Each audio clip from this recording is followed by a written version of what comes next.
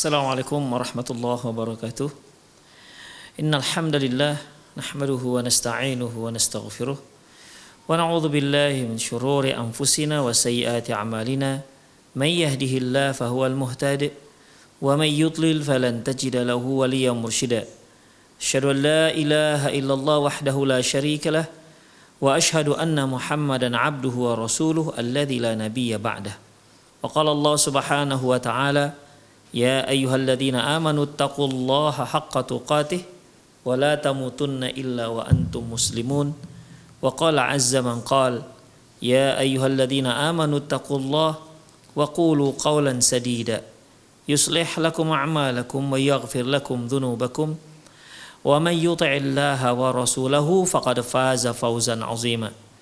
Ya ayyuhan nasu taqu rabbakumul ladzi khalaqakum min nafsin wahidah wa khalaqa minha zawjaha wa batha minhuma rijalan katsiran wa nisaa wattaqullaha alladzi tasaaluna bihi wal arham innallaha kana 'alaikum raqiba. Amma ba'du, inastaqal hadithi kitabullah wa khairal hadi hadi Muhammad sallallahu alaihi wasallam wa syarrul umur muhdatsatuha wa kullu muhdatsatin bid'ah wa kullu bid'atin dhalalah wa kullu dhalalatin finnar. Kaum muslimin dan kaum muslimat, para pemirsa Rosyad TV dan pendengar radio Medan Mengaji dimanapun Anda berada, alhamdulillah wa syukrulillah, Allah subhanahu wa ta'ala masih memudahkan kita untuk meluangkan waktu dan kembali membaca kitab yaitu Fiqh Tarbiyatil Abna. Ikhwah rahimani Allah wa iyyakum, di kajian lalu kita telah membahas terkait dengan bagaimana orang tua haruslah meminta izin, meminta persetujuan ataupun meminta izin kepada anak gadisnya jika dia ingin menikahkannya. Dan tentunya tidak boleh ada di sana pemaksaan. Seorang ayah tidak boleh memaksa anak gadisnya untuk menikah, atau jika dia memang belum ingin menikah, atau dia juga tidak boleh memaksa anak gadisnya untuk menikah dengan seseorang yang tidak dia cintai, atau seseorang yang dia sendiri benci misalnya.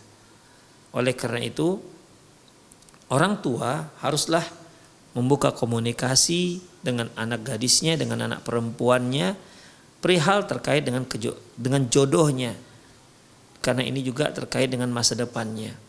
Karena banyak rumah tangga itu yang ternyata ketika mereka dijodohkan tanpa persetujuan dari kedua belah pihak,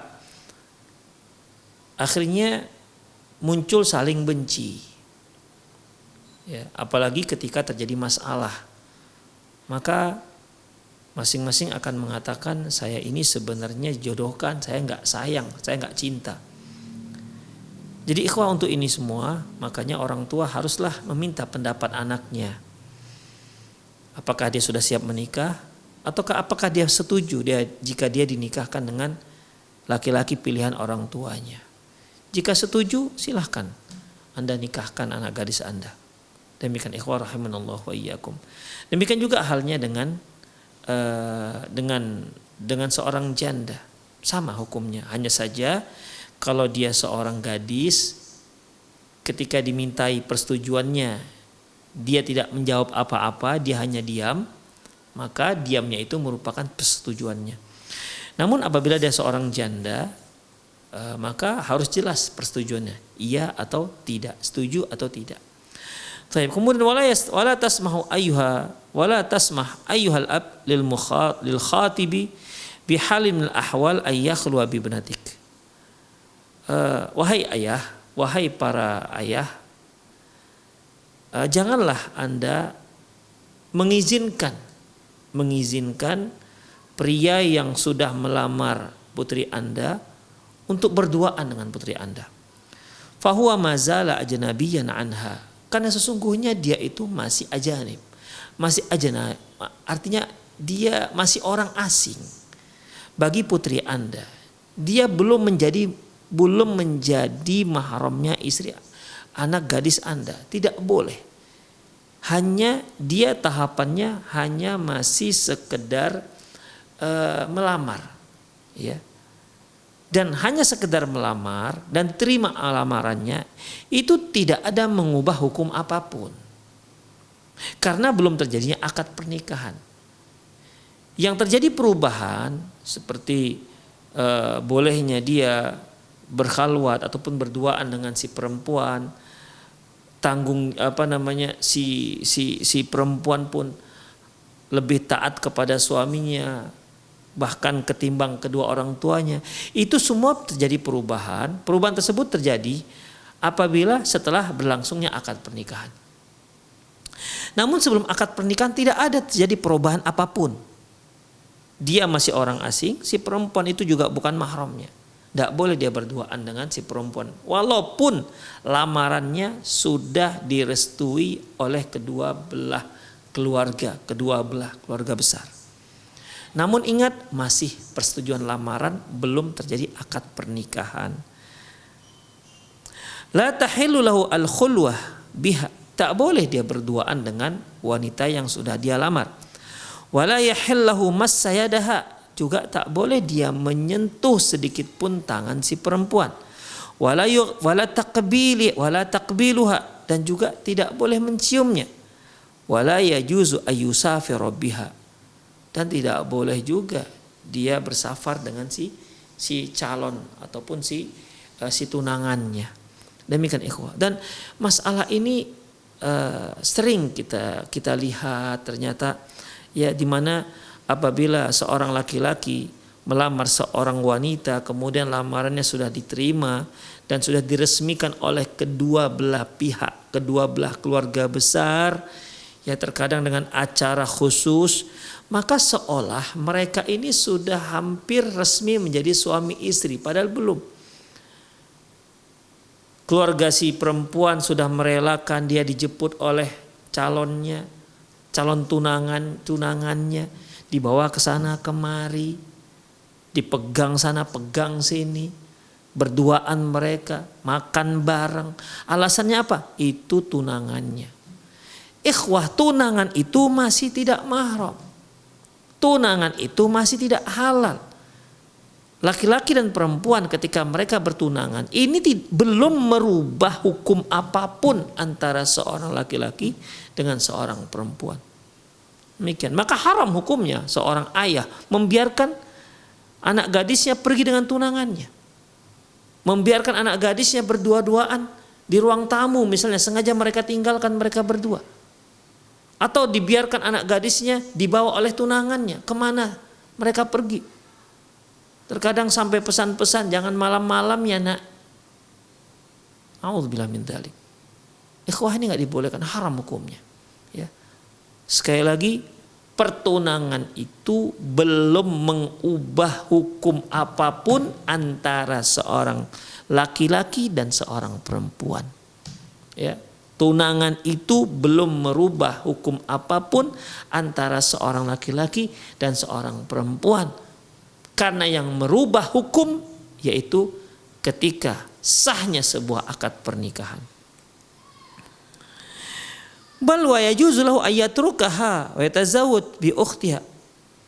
Bahkan dalam kondisi hanya sekedar tunangan, bisa dia membatalkan tunangannya, ya, dan dia melamar adiknya atau kakaknya, bisa, ikhwah. Ya, karena dia belum terjadi apa-apa. Fantabih ayyuhal ab. Oleh karena itu berhati-hatilah wahai para ayah. Summa ma yudrika la'allahu ya'bathu biha summa yatrukuha wa yashhiru biha. Kamu tidak tahu, ya. Jangan-jangan dia hanya bermain-main dengan anak gadismu. Sudah dia lakukan apa yang dia inginkan, kemudian bisa dia tinggalkan. Atau mungkin dia sudah ceritakan kepada orang lain bahwasanya dia dengan anak gadismu telah melakukan ini dan itu dan segala macamnya. Ikhwah, ya, ini akan merusak mental seorang anak gadis. Oleh karena itu kita sebagai seorang ayah benar-benar memproteksi, ya. Walaupun anak kita situ sudah sangat mencintai laki-laki tunangannya sampai ke ubun-ubun mungkin cintanya, kita katakan, nak, tidak, dia bukan suamimu, masih calon. Demikian ikhwah rahimanallahu wa iyyakum. Kita jelaskan kepada anak gadis kita, kita jelaskan kepada putri kita, dia belum apa-apa, ikhwah. Biasanya yang seperti ini, ya, ketika orang tua belum memberikan pendidikan agama kepada anak-anaknya, kepada anak gadisnya, sehingga dia sempat sangat mencintai sementara belum halal bagi dia. Kitalah sebagai orang tua, wahai para ayah, ya, menjaga putri-putri kita dari terjerumus ke hal-hal yang seperti ini. Fa iyyaka an tata'adda hududallah. Hati-hati engkau, wahai para ayah. Jangan engkau melanggar batasan Allah Subhanahu wa taala. Iyyaka an tantahika maharimallah. Jangan sampai engkau melanggar apa-apa yang diharamkan oleh Allah Subhanahu wa taala. Wa laisa libnatin an tuzawwija nafsaha bighairi idni waliha. Di qaulin Nabi sallallahu alaihi wasallam, la nikah illa biwali. Demikian juga seorang anak perempuan tidak punya hak sedikit pun untuk menikahkan dirinya pada orang lain kecuali seizin walinya. Karena Rasulullah sallallahu alaihi wasallam bersabda, la nikaha illa biwali. Tidak sah sebuah pernikahan kecuali dengan wali. Barang siapa yang menikah tanpa wali si perempuan, maka pernikahannya itu batil, ya, pernikahannya batil, tak sah. Demikian ikhwah rahimanallahu wa iyyakum, ya, hati-hati. Barang siapa yang menikah tanpa persetujuan walinya, maka pernikahannya tak sah. La nikaha illa biwali. Tidak sah sebuah pernikahan kecuali dengan wali. Jadi baik dia seorang gadis, apakah dia seorang janda, dia mungkin pergi merantau, tiba-tiba dia sudah menikah saja dengan seorang pria. Mungkin yang menikahkannya adalah misalnya ya pemuka masyarakat setempat misalnya, maka pernikahannya tidak sah, ikhwah. Ada lagi sebuah keyakinan, apabila si ayah perempuan tidak menyetujui, maka mereka bisa bersafar sejauh 100 km. Kalau sudah lebih bersafar dari 100 km, maka di sana mereka boleh pakai wali hakim. Dari mana hukum seperti ini? Ya, dari mana hukum seperti ini? Atau bahasa orang Sumatera, kawin lari. Demikian. Orang tua si perempuan gak setuju, mereka pergi. Intinya harus lebih atau minimal sejauh 100 km. Nah, kalau sudah seperti itu, maka di sana boleh dia menikah dengan tokoh masyarakat di sana atau dengan siapa saja yang diangkat sebagai wali. Maka ini ikhwah rahimanallahu wa iyyakum, jelas batil, tidak ada dasarnya sama sekali. Wa liqauli sallallahu alaihi wasallam, ayyuma imra'atin nukihat bighairi idni waliha fanikahha batil. Rasulullah sallallahu alaihi wasallam juga bersabda, wanita mana saja yang dinikahi tanpa izin walinya, maka pernikahannya batil, batil, batil. Rasulullah sebutkan sampai 3 kali, beliau ulang 3 kali. Oleh karena itu ikhwah rahimanallahu wa iyyakum, ya, dalam masa pernikahan, ya, seorang ayah itu sangat penting posisi dia. Jadi kalau Anda seorang perempuan ingin menikah sementara orang tua Anda belum juga, orang tua anti belum juga memberi restu, sabarlah dahulu, ya. Sabar dahulu, cobalah bujuk, rayulah orang tua sampai dia mau menikahkan anti. Tapi dengan nikah begitu saja, ikhwah, ya, ini pernikahan yang batil, ya. Ini pernikahan yang batil. Tidakkah anti ingat dia sebagai orang tua anti, dia yang telah melihara anti, demikian juga ibu anti. dia yang telah mengandung, kemudian menyusui, melahirkan, menyusui. Ayah anti yang telah memberikan nafkah. Terkadang kaki jadi tangan, tangan jadi kaki untuk mendapatkan sesuap nasi, untuk membesarkan anti. Tiba-tiba apakah anti tega hanya dikarenakan cinta buta, anti bertemu dengan seorang pemuda, anti lupakan semua jasa orang tua. La ilaha illallah. Tentu tidaklah ini sebuah pemikiran yang waras. Ya, ini bukan pemikiran yang waras. Anti dia rawat selama 20 tahun lamanya.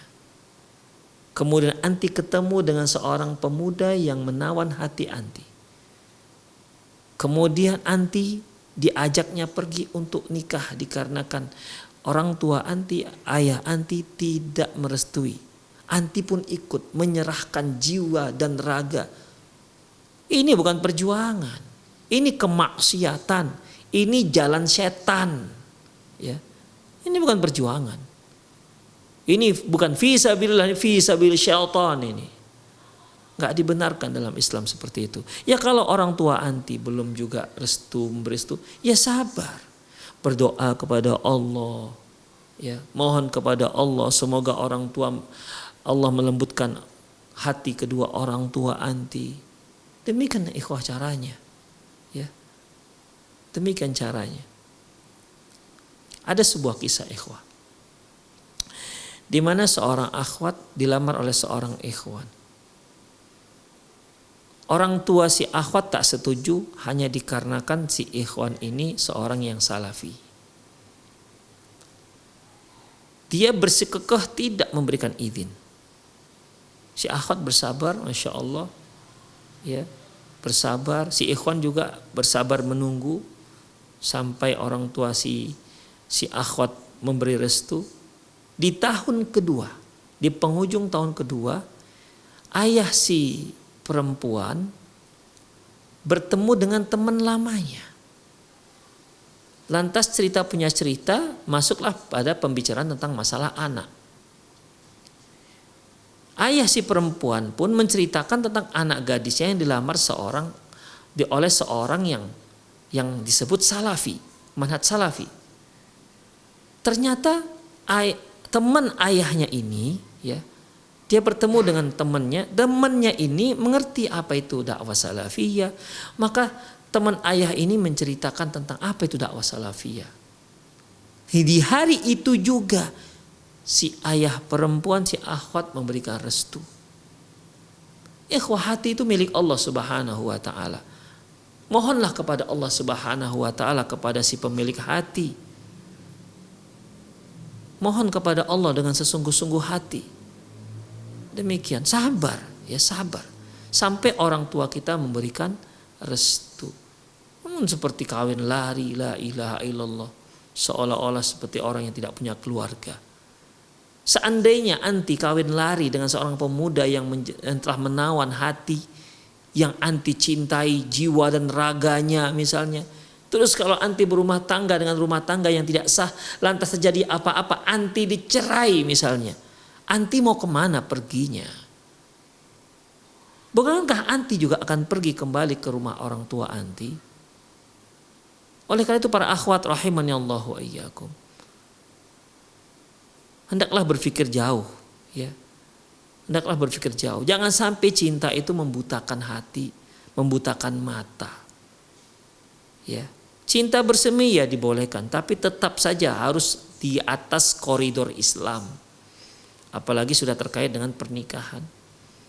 La nikaha illa biwali. Tidak sah pernikahan kecuali dengan wali. Kalau masih dilakukan juga, maka fanikahu batil, batil, batil. Kalau dilakukan juga, maka pernikahannya batil, batil dan batil. Ikhwah rahimanallahu wa iyyakum. Selanjutnya, fahal li abil ibni ayyatadakhala fi zawajihi. Apakah seorang ayah boleh ikut campur dalam rumah tangga anak laki-lakinya? Jawabannya ikhwah, na'am. Naam. Boleh. Naam lil abi dzalik. Seorang ayah boleh ikut campur dalam urusan rumah tangga anak laki-lakinya. Fabtida'un laisa lil abi ayyujbira waladahu ala zawajin biman la yuhibbuha wa la yahwa. Di awal-awal seorang ayah tidak punya hak sedikit pun, tidak boleh memaksa putranya untuk menikahi wanita yang tidak dia cintai dan tidak dia sukai. Ini di awal, ya. Di awal pernikahan seorang ayah tidak dibolehkan memaksa putranya untuk menikahi wanita yang tidak dia cintai. Walaysa lil ibni kadzalik ay yakhtara imra'atan yakrahuha al-ab wa yubghiduha wa la yuhibbuha. Untuk si anak juga demikian. Janganlah dia memilih seorang wanita yang dibenci dan tidak disukai oleh ayahnya. Sudah jelas si ayah nggak suka, ya. Tapi tetap paksakan dirinya untuk menikah. Ini akan jadi masalah ke depannya. Memang seorang anak laki-laki ketika dia menikah, walaupun tanpa seizin kedua orang tuanya, pernikahannya sah. Ya, pernikahannya sah. Tapi ada satu hal ikhwah yang perlu kita ketahui, pernikahan itu tidak hanya laki perempuan dari satu, enggak. Pernikahan itu sama artinya sedang menggabungkan dua keluarga besar. Apapun ceritanya, Anda punya istri Anda ini pasti tidak nyaman kalau dia bertemu dengan ayah Anda ketika si ayah nggak suka dengan si dia, dengan si menantu, akan tidak nyaman. Makanya ya bagi seorang anak janganlah dia memilih wanita yang tidak yang tidak disukai dan yang dibenci oleh ayahnya. Kan banyak wanita-wanita lain.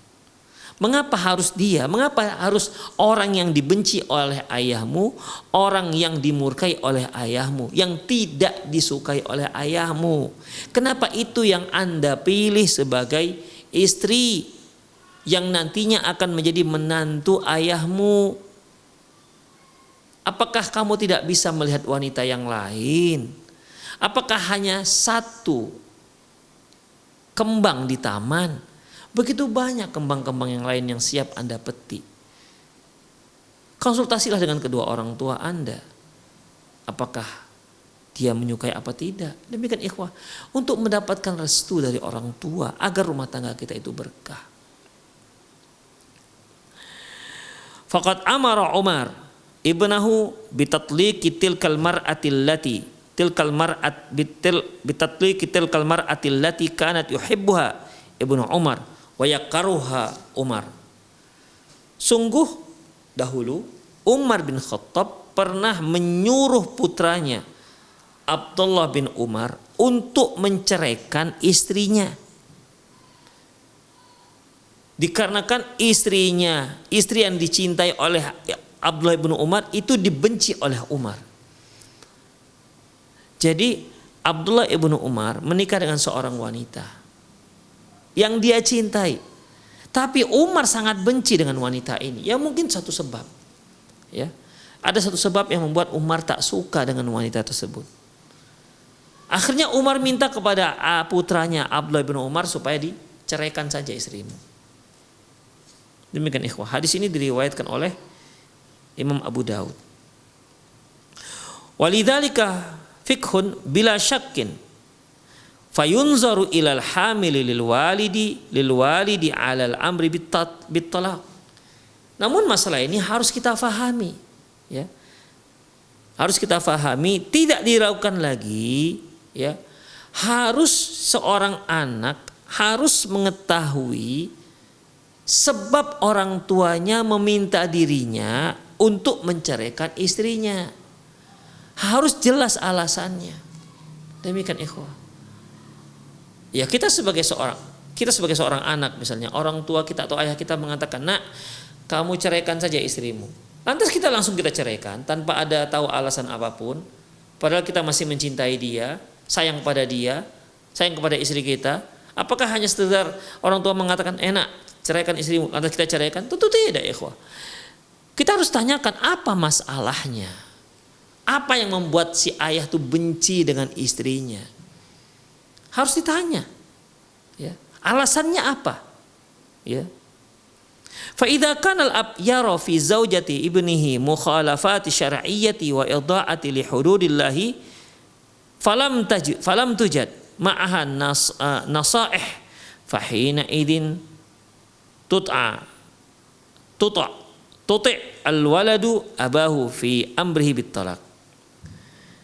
Jika ternyata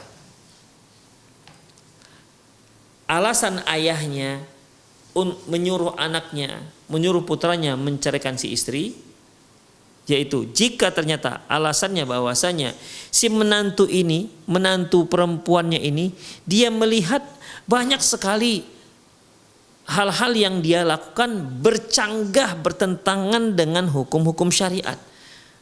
Bahkan banyak yang dia langgar dari larangan-larangan Allah Subhanahu wa taala. Sementara si anak tidak bisa menasihatinya.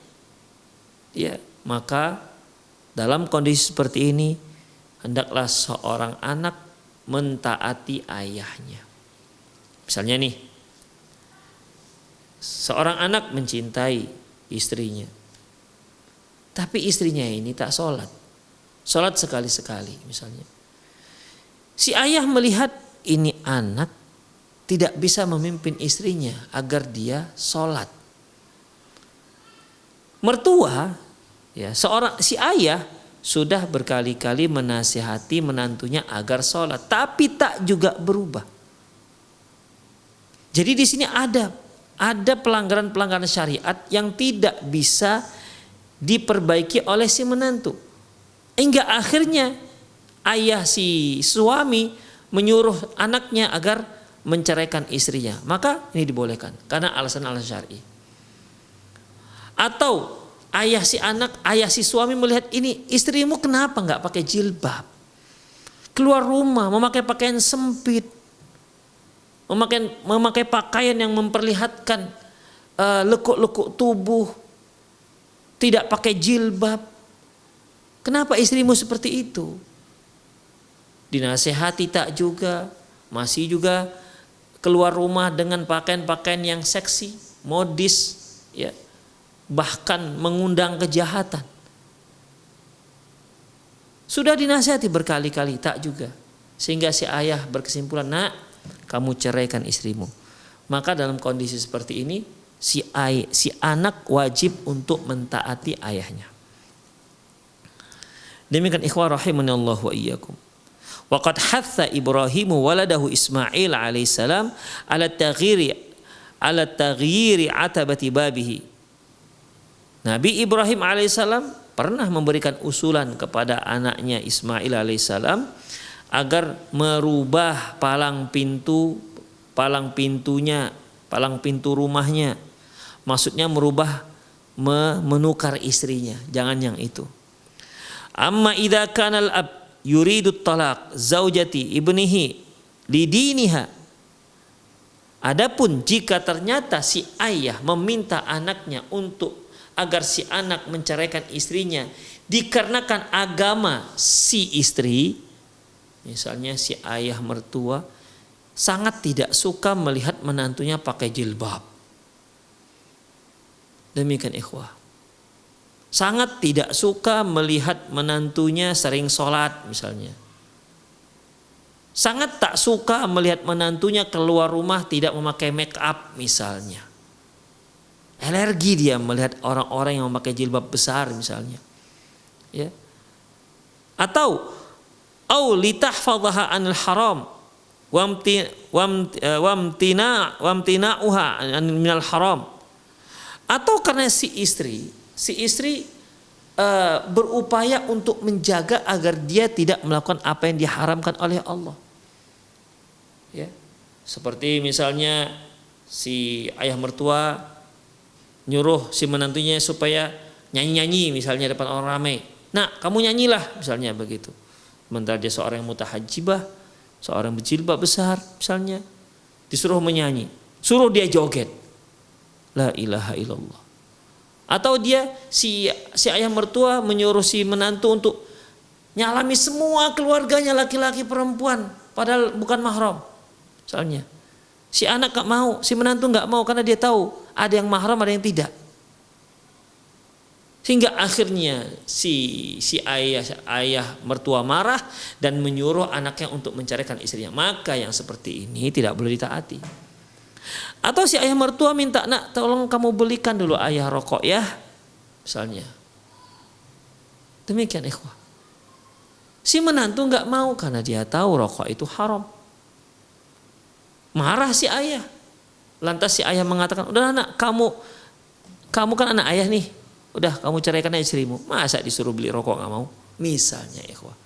Kalau inilah alasannya seorang ayah menyuruh anak kandungnya, putra kandungnya untuk menceraikan istrinya dengan alasan yang tidak syar'i, maka si anak tidak boleh mentaati ayahnya. Berarti di sini yang perlu waspada yaitu si anak, si suami. Dia harus memiliki timbangan syariat yang jelas. Apakah alasan ayahnya itu syar'i ataukah tidak? Apakah alasan ayahnya itu dikarenakan perkara-perkara yang dibolehkan dalam agama ataukah dikarenakan perkara-perkara yang malah diharamkan dalam agama? Apakah ayahnya menyuruh dia untuk menceraikan istrinya karena melihat istrinya ini terlalu fanatik dengan agamanya, terlalu kuat sunnahnya? Apakah dikarenakan itu? Kalau dikarenakan itu ikhwah, maka tak boleh mentaati permintaan orang tua untuk menceraikan istri. Fa hina idzin fala yuta'ul walidu hina idzin. Maka kalau seperti ini tak boleh mentaati orang tua sama sekali. Fallahu yaqul wala tuti' man aghfalna qalbahu an dzikrina wattaba'a hawahu wa kana amru furuta. Janganlah kamu mentaati orang-orang yang hatinya lalai kepada kami, lalai untuk berzikir kepada kami, wattaba'a hawah, dan mengikuti hawa nafsu mereka sendiri. Jadi di sini Allah katakan, jangan kalian mengikuti selera orang-orang yang lalai. Jangan kamu mengikuti selera orang-orang yang selalu mengikuti hawa nafsu mereka. Orang-orang yang lalai dan mengikuti hawa nafsu, urusan mereka ini selalu wa kana amruhu furuta. Urusan mereka ini selalu urusan-urusan yang melanggar syariat, melampaui batas ikhwah. Demikian ikhwah, a'azanallahu wa iyyakum. Makanya sekali lagi seorang anak harus memiliki timbangan syariat. Apakah kalau orang tuanya sampai mengajukan pernyataan seperti itu, menyuruh dia untuk mencerai istrinya, maka dia harus punya timbangan syariat yang jelas. Ya, kalau ternyata alasan orang tuanya syar'i, maka dia boleh memenuhi permintaan tersebut untuk menceraikan istrinya. Tapi kalau alasannya tidak syar'i, maka dia tidak boleh mentaatinya. Kalau dia taati berarti dia telah menzalimi istrinya. Demikian ikhwah, rahimani Allah wa iyyakum. Wal umur tuqaddar biqadariha. Oleh karena itu urusan ini harus ada timbangan sesuai dengan timbangannya, ya, punya pertimbangan yang matang. Hadza wa qad zawwaja Amr bin As waladahu Abdullah bin Amr. Oleh karena itu, ya, Amr bin As menikahkan anaknya Abdullah bin Amr. Demikian ikhwah rahimani Allah wa iyyakum. Baik. Selanjutnya ikhwah azinallahu wa iyyakum, mutaba'atul abna wa tafaqqada ahwalihim wa tafaqqadu ahwalihim hatta ba'dal kibar. Hendaklah orang tua itu senantiasa memantau anaknya, kondisi anaknya walaupun si anak sudah besar. Wa yajdaru bil abawaini ayatafaqqada ahwala abnaihim wa yutabi'a siratahum wa yaquma ma'ahum bima aujaballahu alaihima minan nushi wa tadhkiri wa irsyadi wal hathi 'alal khair wal ma'ruf. Satu hal yang sangat penting, hendaklah orang tua itu benar-benar memperhatikan kondisi anak-anaknya. Memperhatikan kondisi anak-anaknya, memperhatikan kondisi perjalanan hidupnya. Hendaklah mereka berdua bersama saling mengayomi untuk melakukan apa saja yang diwajibkan Allah Subhanahu wa taala kepada mereka berdua. Ya. Seperti nasihat ibu dan ayah, mereka punya kewajiban untuk memberi nasihat, wa tadzkir, mengingatkan anak-anaknya. Apakah mengingatkan mereka jangan sampai lalai melakukan kewajiban, atau mengingatkan anak-anaknya jangan sampai mereka melanggar keharaman. Wal hatsu 'alal khair wal ma'ruf, memberi mereka dorongan untuk senantiasa berbuat baik, ya. Wattiqa'is surur, dan untuk menjauhkan perbuatan-perbuatan yang buruk. Sawa'un kanal abna sigharan au kibaran, baik si anak itu masih kecil maupun si anak yang sudah dewasa. Wa qabla al-bulugh wa ba'dah, baik sebelum baligh maupun yang setelah yang sudah baligh. Bal wa ba'da zawaj kadzalik, bahkan setelah menikah pun mereka wajib memantau anak-anaknya, ya, memperhatikan, memantau perjalanan kehidupan mereka. Jika ada yang salah langsung mereka perbaiki, perlu dinasihati. Demikian ikhwan. Perlu ada yang diluruskan, harus diluruskan. Demikian seterusnya. Bahkan setelah mereka menikah, orang tua juga tetap memiliki kewajiban untuk memantau perjalanan kehidupan anak-anaknya. Wa hakadza kana al-fadl was-salah yaf'alun. Demikianlah, ya, yang pernah dilakukan oleh orang-orang istimewa, orang soleh terdahulu. Fal khalilu Ibrahim alaihissalam yusafir masafatun tawilatin litafaqqada ahwali waladihi Ismail. Ibrahim alaihissalam, ya, beliau sengaja bersafar jauh untuk mengunjungi anaknya, untuk memperhatikan bagaimana kehidupan anaknya Ismail. Watmi'nanu alaihi, agar dia bisa tenang hatinya melihat Ismail dalam keadaan yang baik. Wa yansahu billadzi yarahu nafi'an lahu fi dinihi wa dunyah.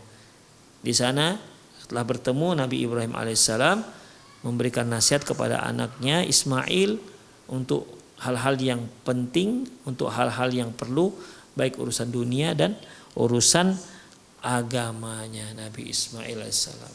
Ya, di sini disebutkan kisah bagaimana Nabi Ibrahim alaihissalam menyuruh anaknya Ismail untuk mencarikan istrinya. Dengan rincian cerita insya Allah akan kita bahas di kajian yang akan datang.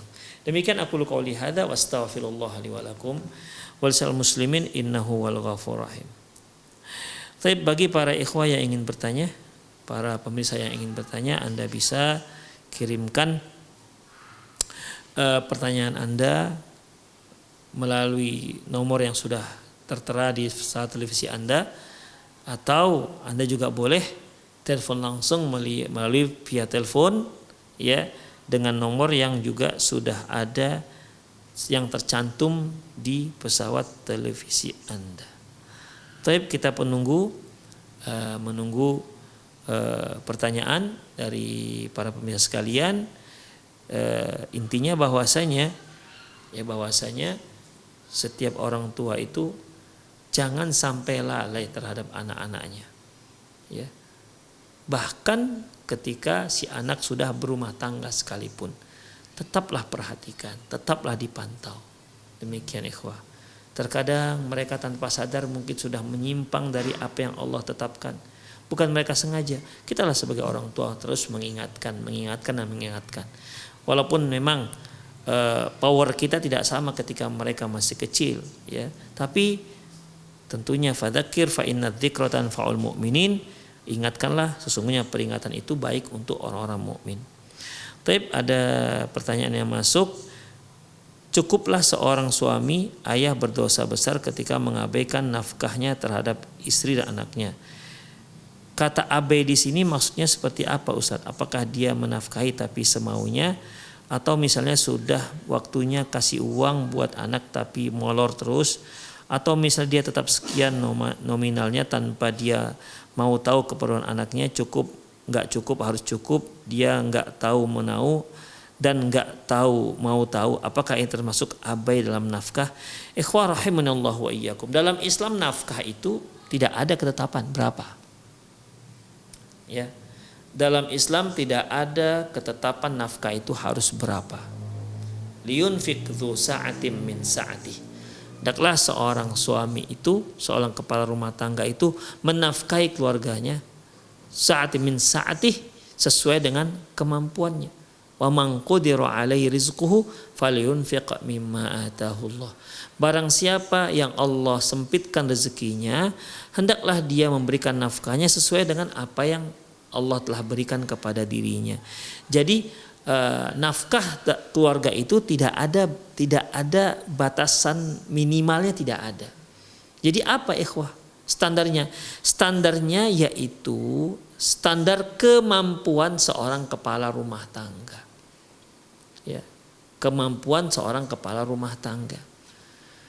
Kalau seandainya mampunya, dia memang tidak mampu. Dia hanya mampu 1 bulan hanya memberikan misalnya 600.000.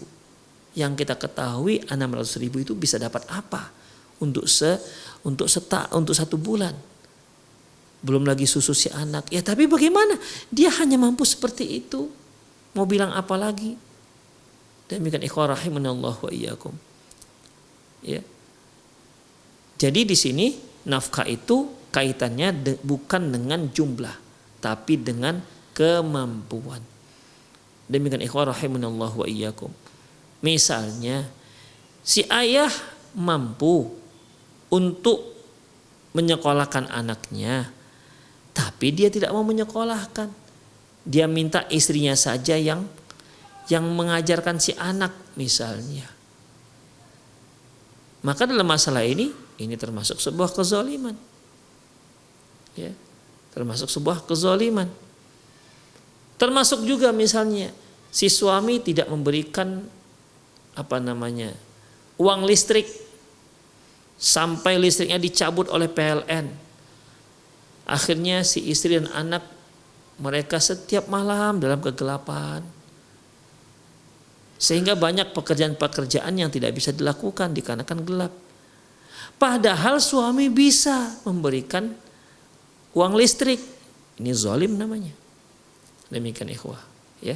Jadi di sini ya dalam masalah nafkah sekali lagi tidak terkait dengan jumlah nominal, tapi terkait dengan kemampuan.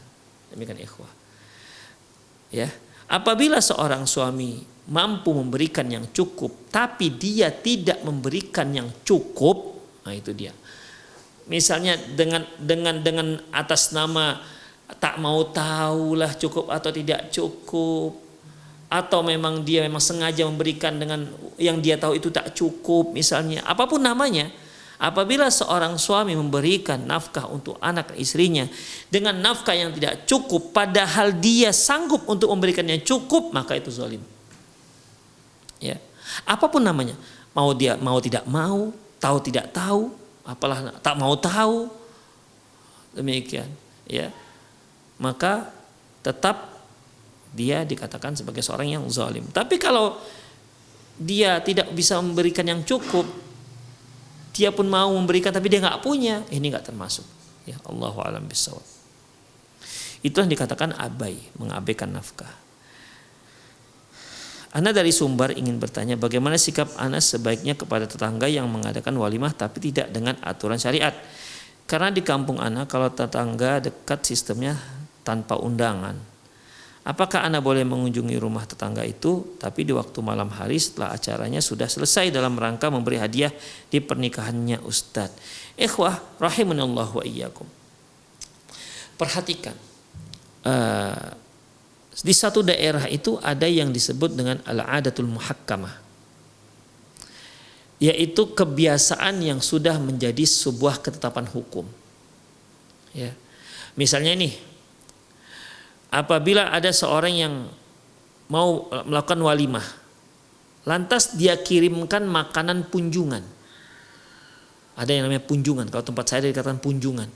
Dia munjung. Artinya dia kirimlah makanan, nasi, ayam, lauk pauk kepada kita. Udah, hanya begitu saja.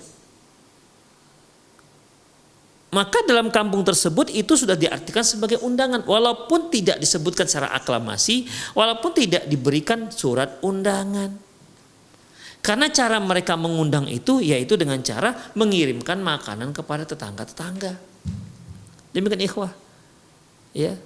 Tidak ada keluar dari mulut mereka, dari lisan mereka, dari kertas mereka adanya undangan walimah pernikahan, tak ada. Yang ada dikirimkan makanan ke rumah tetangga-tetangga. Maka itu sudah termasuk dalam undangan. Demikian juga seperti yang penanya bahwasanya apabila sudah menjadi kebiasaan sebuah hukum bahwasanya tetangga itu memang tak diundang, sudah otomatis mereka diundang. Tanpa diundang mereka sudah otomatis diundang dalam kaedah hukum masyarakat setempat tersebut. Maka Anda yang bertanya termasuk orang yang diundang. Karena memang itu adatun muhakkamah, yaitu kebiasaan yang sudah menjadi ketetapan hukum. Nah, demikian ikhwah. Jadi Anda boleh datang. Apakah boleh datang setelah acara walimah? Boleh, nggak ada masalah ikhwah. Nggak ada masalah. Demikian ikhwah rahimanallah wa iyyakum ya. Jadi kembalikan kepada kembalikan kepada kebiasaan setempat. Demikian. Allahu a'lam bishawab.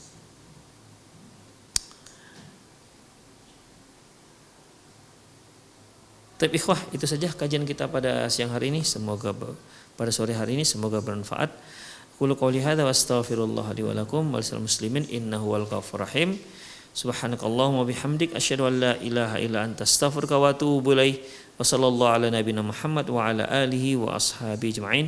Wa akhiru da'wana alhamdulillahirabbil alamin. Assalamualaikum warahmatullahi wabarakatuh.